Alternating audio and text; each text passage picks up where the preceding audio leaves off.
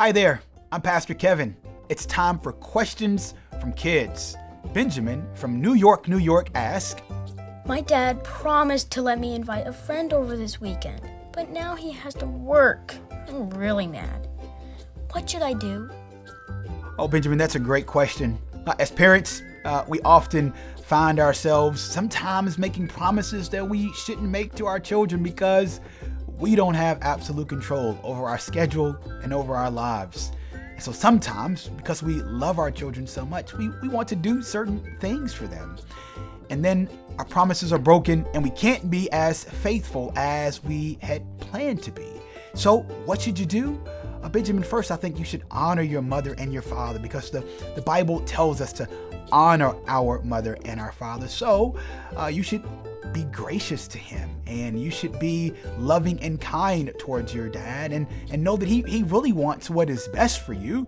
The second thing, Ian, I don't want you to sin in your anger. The Lord tells us that it's okay to be angry. It's just not okay to sin in our anger.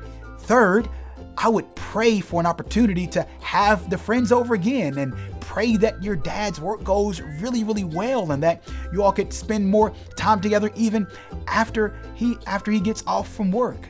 Parents often want to be really, really, really, really faithful, but the Lord, above all, is always faithful. His yes is always yes, and his promises will never be broken because he is more faithful than anyone else. You see, God remembered his promise. His promise was to send a rescuer, to send his son, Jesus Christ, into the world. And you know what? God was faithful in doing that because he is God. And so where adults and family members and friends often break their promises of faithfulness, God never breaks his promise of faithfulness.